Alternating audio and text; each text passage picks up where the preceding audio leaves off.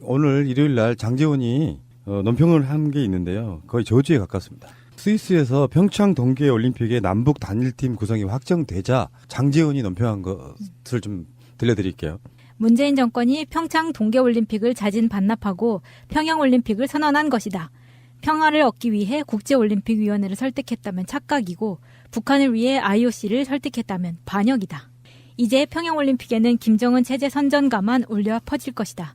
순수해야 할 세계인의 스포츠 축제가 정치 논리로 얼룩지고 문재인 대통령과 북한의 김정은은 성공적 평화올림픽을 개최한 지도자로 포장될 것이다. 문재인 정권은 국민의 상실감 따위는 아랑곳 없이 전매 특허인 정치시효로 자화자찬의 혈안이 돼 문재인 찬양가를 불러댈 것이다. 시한부 평화도 잠시, 북한이 핵을 완성하고 완성된 핵과 미사일로 대한민국과 전 세계를 향해 도발과 협박을 본격화한다면 문재인 정권은 씻을 수 없는 역사의 죄인이 될 것이다. 완전히 저주에 가깝잖아요. 이게 대표적인 사례죠. 이 터진 주둥이라고 씨부리는 이런 게. 어느 나라 사람들이에요 도대체? 평화를 얻기 위해서 뭔가를 해.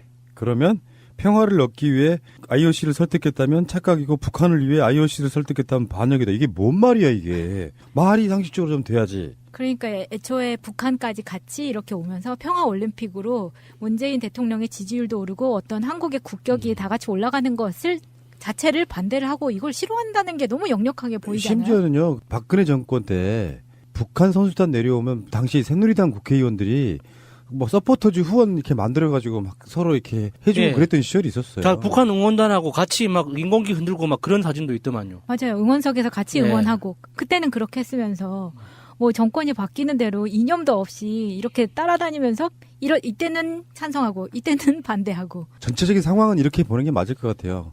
올림픽이 끝나면은 2월이 사실은 가거든요. 그러면 3, 4, 5, 6, 5 이제 본격적으로 지방선거 국면으로 접어들어요. 네. 3월 달부터는 각 당의 후보들이 공천도 되고 그러면서 3, 4, 5, 6은 그냥 선거의 개념이라고 생각하시면 돼요.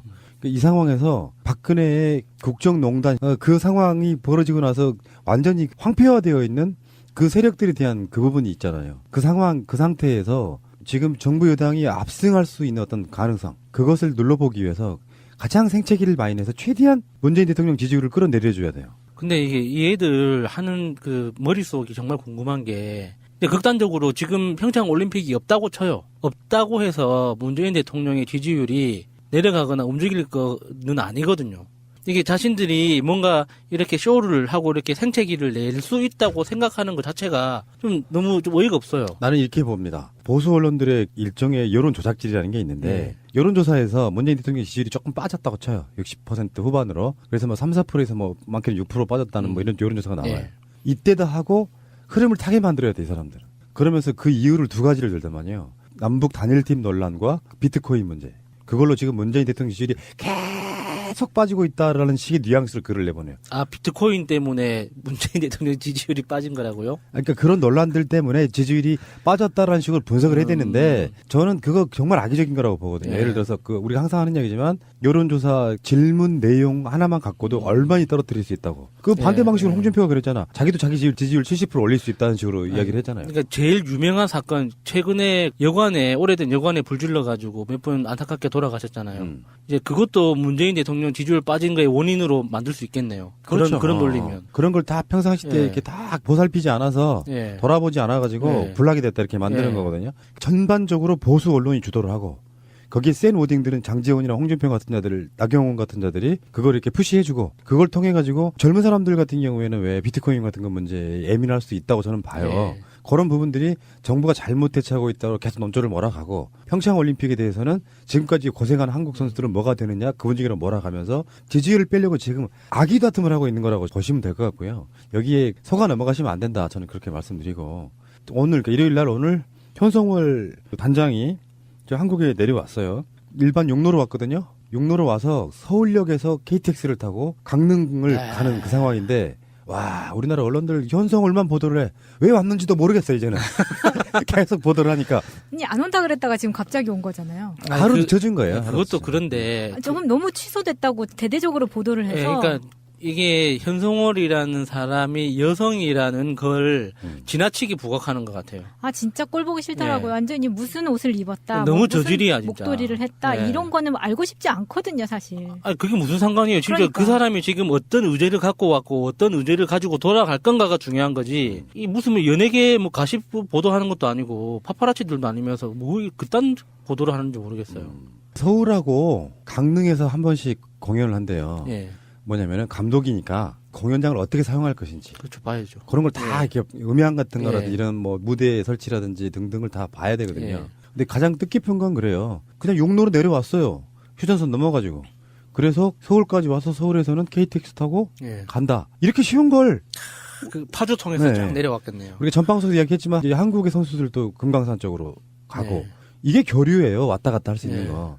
그래서 북한에서 차 타고 내려오고 기차 타고 내려오고 하는 것들이 하등의 신기한 뉴스가 안 되는 날 예. 남북 간의 교류라는 말은 없어질 거라고 보는데. 그러니까 거기에서도 우리 머릿속에 북한이라고 하면 어떤 거대한 장벽처럼 안 그러면은 대한민국이 어떤 그 과르막혀 있는 섬나라처럼 우리 머릿속으로 인식을 하잖아요. 네. 휴전선 그 이후로는 아무것도 없다는 식으로 우리 머릿속에 지워져 있잖아요. 네. 근데 육로로 차 타고 내려왔어. 그 사실 자체가 우리 머릿속에 던지는 어떤 작은 돌멩이 같은 거라고 보거든요. 아니 그게 무슨 환타지 책에서 예. 정말 그 주인공이 나온 것 같은 그런 느낌? 예. 좀 책에서 누군가가 걸어 나온 그런 느낌이었어요. 사실은 그게 아닌데 누구든지 갈 수 있고 사실 자동차로든 걸어서로든 뭐 기차로든 얼마든지 왔다 갔다 할 수 있는 이어진 땅이란 말이에요. 우리가 끊겨 있는 게 아니에요. 끊어 분단이라는 개념은 우리 머릿속에 심어져 있는 이미지인 거지 실제로는 하나의 땅이에요.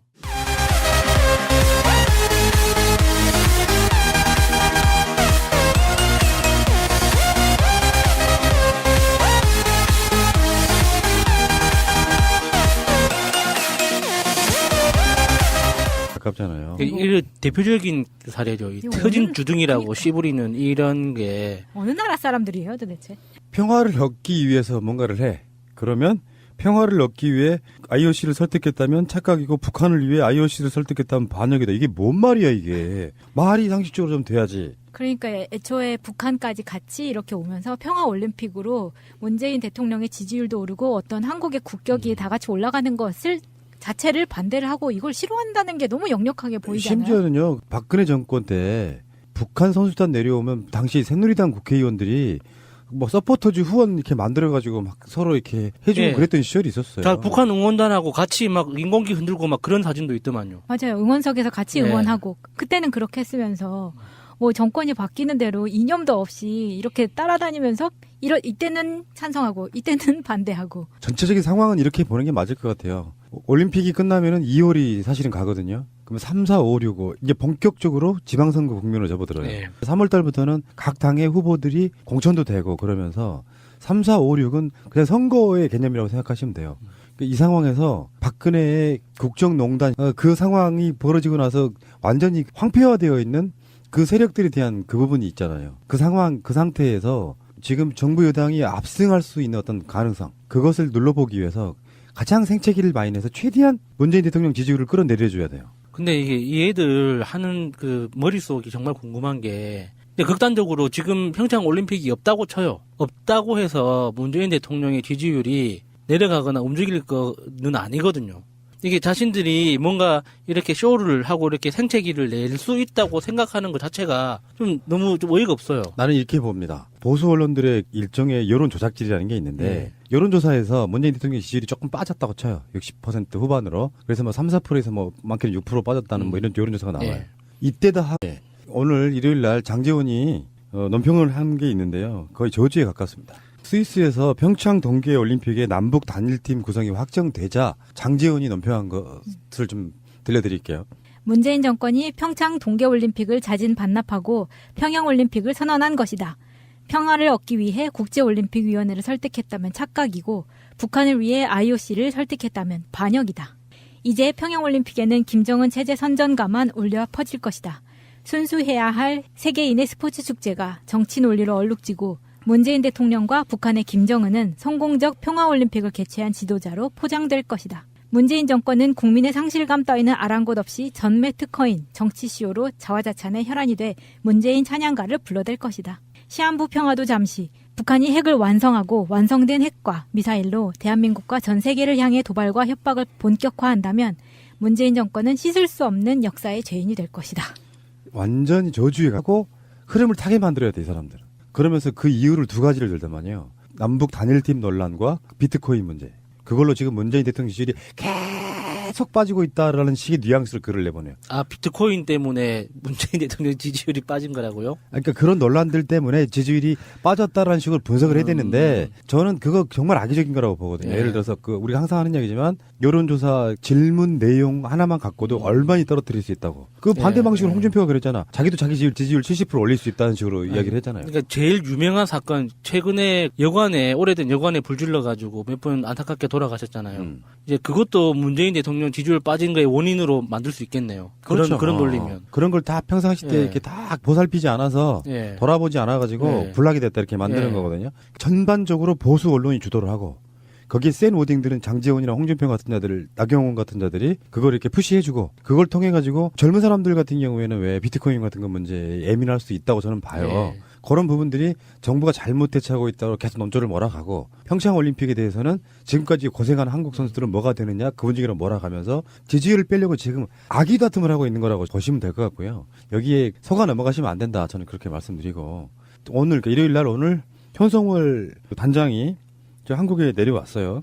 일반 용로로 왔거든요. 용로로 와서 서울역에서 KTX를 타고 강릉을 가는 그 상황인데 와 우리나라 언론들 현성월만 보도를 해. 왜 왔는지도 모르겠어요 이제는. 계속 보도를 하니까 아니 안 온다 그랬다가 지금 갑자기 온 거잖아요. 하루 젖은 거예요. 하루 그것도 젖은. 그런데. 조금 너무 취소됐다고 대대적으로 보도를 해서 예, 그러니까 이게 현성월이라는 사람이 여성이라는 걸 지나치게 부각하는 것 같아요. 아 진짜 꼴 보기 싫더라고요. 네. 완전히 무슨 옷을 입었다. 너무 무슨 저질이야, 진짜. 목도리를 했다. 네. 이런 거는 알고 싶지 않거든요 사실. 아니, 그게 무슨 상관이에요. 진짜 그러니까. 그 사람이 지금 어떤 의제를 갖고 왔고 어떤 의제를 가지고 돌아갈 건가가 중요한 거지.